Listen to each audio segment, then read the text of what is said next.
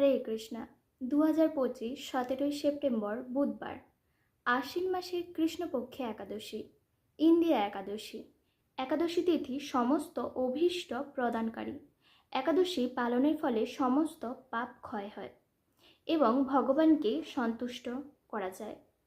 একাদশীর ব্রত সকল ব্রতের মধ্যে শ্রেষ্ঠ ব্রত। তো সবাই নিশ্চয়ই খুব সুন্দরভাবে প্রত্যেকটা একাদশীর ব্রত পালন করছেন।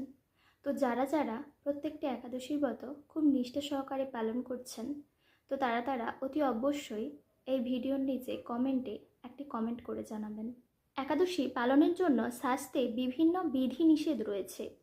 সেই বিধিনিষেধগুলি পালন করে কেউ যদি একাদশীর ব্রত খুব নিষ্ঠা সহকারে পালন করে, অতি অবশ্যই সেই ব্যক্তি ভগবত ধাম প্রাপ্ত হতে পারে।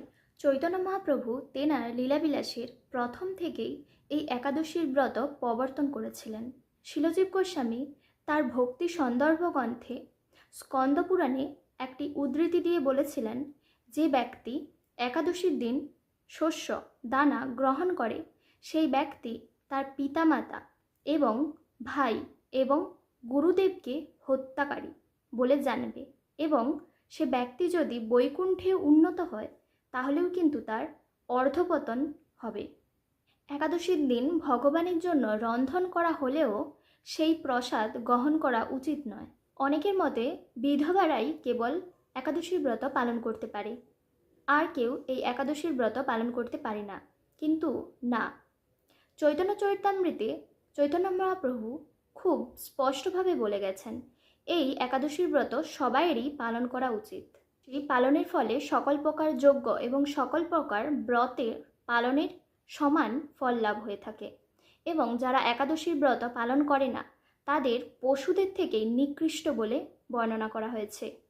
একাদশীর দিন ধান, গম, যব, ভুট্টা, সরিষা বর্জনের কথা বর্ণনা করা হয়েছে।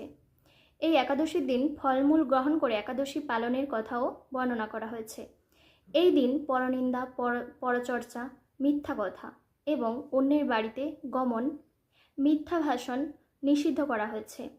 এই দিন অধিক হরিনাম জপ, শাস্ত্র অধ্যয়ন, একাদশীর মাহাত্ম্য, বিভিন্ন ভগবান সম্বন্ধে সমস্ত কিছু শ্রবণের কথা বর্ণনা করা হয়েছে। তো তাই সকলেই প্রত্যেকটি একাদশীর ব্রত পালন করবেন খুব নিষ্ঠা সহকারে, এবং এই ইন্দিরা একাদশীর ব্রত পালনের ফলে ভগবানের ধাম গোলক বৃন্দাবন লাভ হয়। তাই সকলেই প্রত্যেকটা একাদশীর ব্রত পালন করবেন।